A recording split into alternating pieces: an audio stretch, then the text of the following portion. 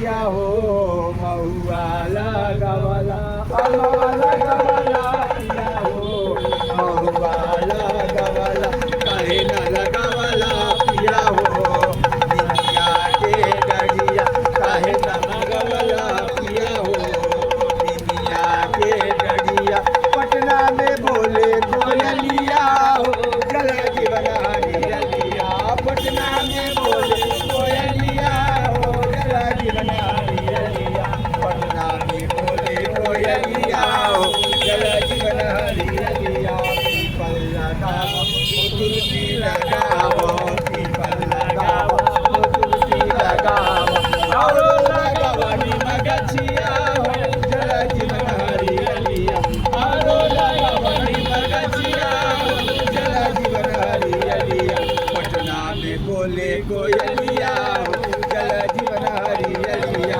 पटना में बोले कोयलिया हो जल जीवन हरियलिया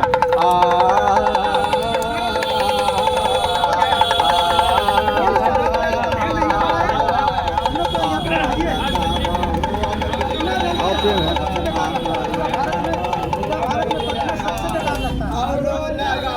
जमुनिया हो जल जीवन हरियलिया और लगावनी जमुनिया हो जल जीवन हरियलिया काशी में बोले कोयलिया हो जल जीवन हरियलिया काशी में बोले कोयलिया हो जल जीवन हरियलिया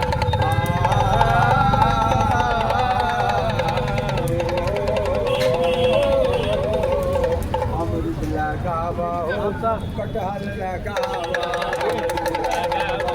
कटहल लगावा और लगावनी जमुनिया हो जल जीवन हरियलिया और लगावनी जमुनिया हो जल जीवन हरियलिया पटना में बोले कोयलिया हो जल जीवन हरियलिया पटना में बोले कोयलिया हो जल जीवन हरियलिया पेड़ लगाओ जीवन बचाओ पेड़ लगाओ जीवन बचाओ पेड़ लगाओ जीवन बचाओ पेड़ लगाओ जीवन बचाओ सांसें हो रही है कम आओ पेड़ लगाए हम सांसें हो रही है कम आओ पेड़ लगाए हम सांसें हो रही है कम आओ पेड़ लगाए हम सांसें हो रही है कम आओ पेड़ लगाए हम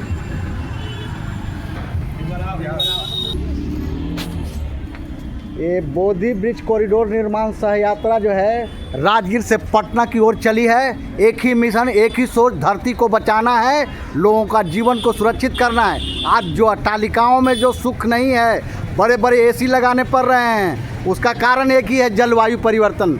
उससे बचने के लिए ये वीर योद्धाओं ने अपने कीमती समय को अपने इस धरा के लिए दिया है। ऐसे सौभाग्यशाली पुरुषों, नर नारियों को मैं सतत नमन करता हूं, नमस्कार करता हूं। इन योद्धाओं से दो शब्द मैं जानना चाहता हूं, किस प्रेरणा के साथ इस धरती पर कुछ ऐसा संदेश लोगों को देते हैं जो सिर्फ अपने रजाइयों से बाहर नहीं निकलते हैं, और रजाई से नहीं, ये बाहर निकल कर दिन रात यात्रा कर रहे हैं। लोगों को एक ही दे रहे हैं कि सुख चैन सिर्फ पैसे में नहीं है। ये जब तक धरती, जब तक पर्यावरण सही नहीं रहेगा, ये अट्टालिकाओं में नींद नहीं आएगा। रुपये की भूख कभी नहीं मिटेगी धरती से।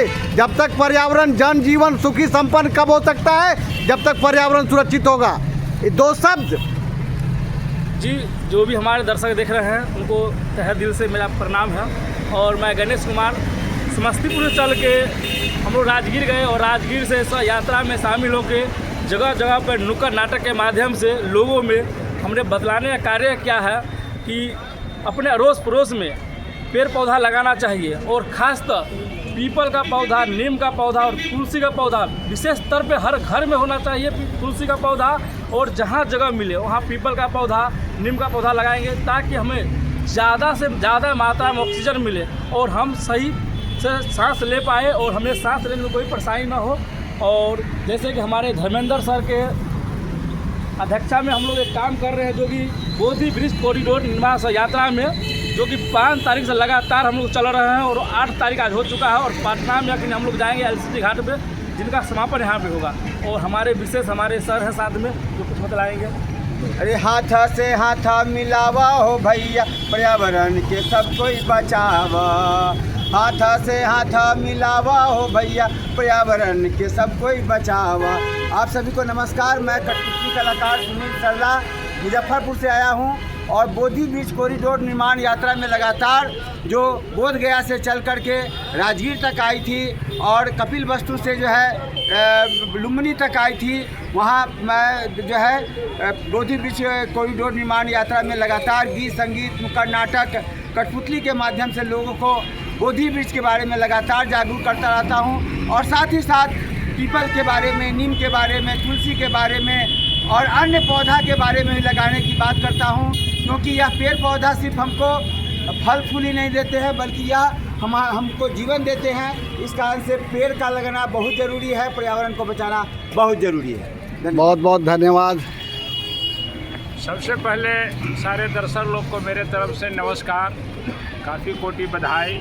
मैं मनीलाल सिंह मसूरी का रहने वाला हूँ और ख़ास करके हरियाली के बारे में हमारे डॉक्टर धर्मेंद्र जी को मैं 40 वर्षों से जानता हूँ। शुरू से इनका सामाजिक काम में बहुत मन लगता है और ये करीब 35-40 साल से इस अभियान में हैं। इनके साथ तो मैं बहुत यात्रा किया। अभी पटना में भी हम लोग आपका बाईपास के किनारे हुआ, आपका पटना मैरिन ड्राइव में हुआ, आपका बस स्टैंड हुआ।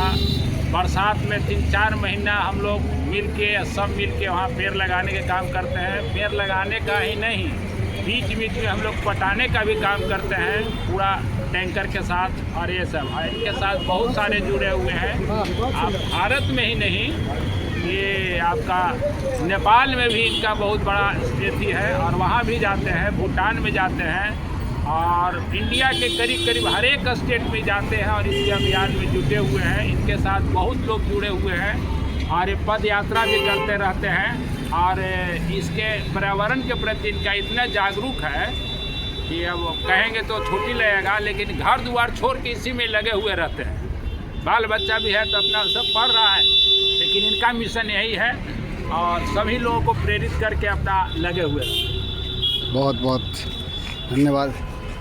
बोधि ब्रिज कॉरिडोर निर्माण सह यात्रा मेरे गार्जियन स्वरूप धर्मेंद्र भैया, ये इनकी जीन में ही नीम पीपल तुलसी है।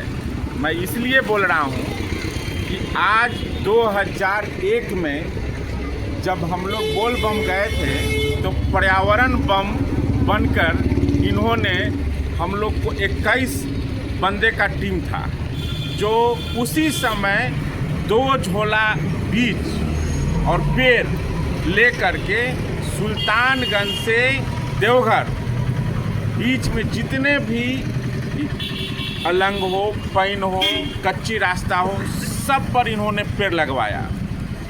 ये सौभाग्य है कि यह व्यस्तता जीवन में धर्मेंद्र कुमार पटेल जैसे व्यक्ति जो अपना अलग सोच रखे, जो आज के दौर में पूरे विश्व में इसका महत्व है कि पेड़ ही जीवन बचा सकती है। बहुत खुशी के बात हुआ, मनी सर से पता चला कि नेपाल का भी यात्रा इन्होंने किया, बहुत सारे भूटान भी किए, गांव देहात से भी जुड़ाव किए।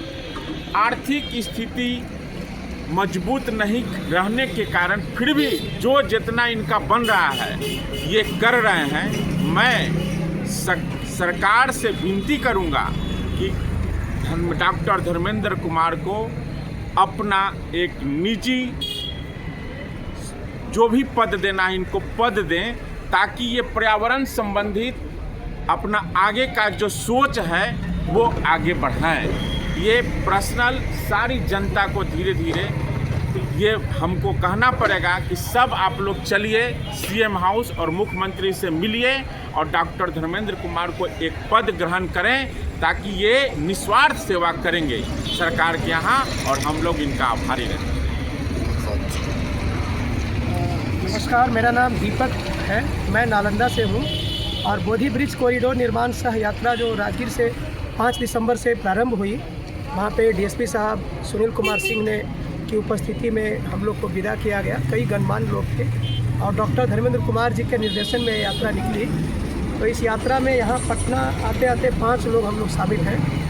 तो मैं यही कहूँगा दोस्त पंक्ति में कि जला सको तो दीप जलाओ, हृदय जलाना मत सीखो, और लगा सको तो पेड़ नहीं, मैं तो अब कहना चाहूँगा कि बाग ही लगाओ, लगा सको तो बाग लगाओ, आग लगाना मत सीखो।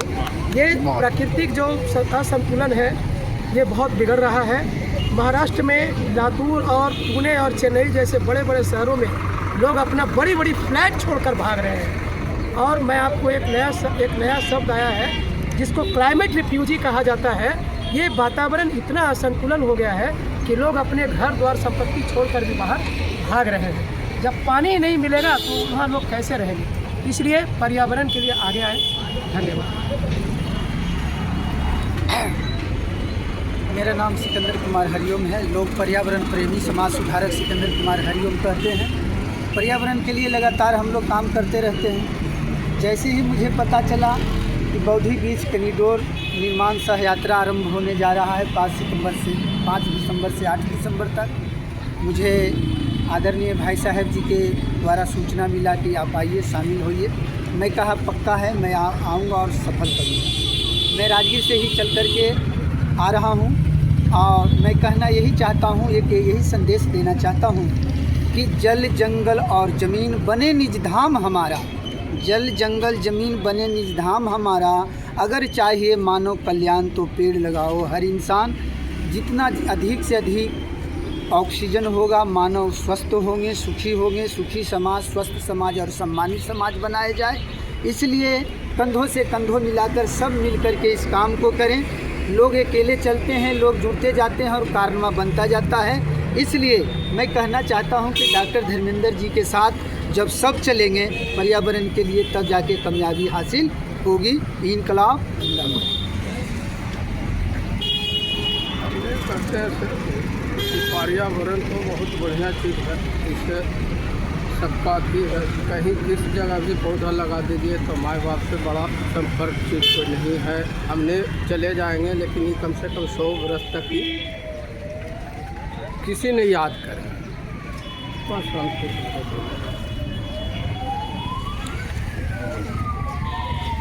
मैं बौद्धि वृक्ष कॉरिडोर के सहयोग में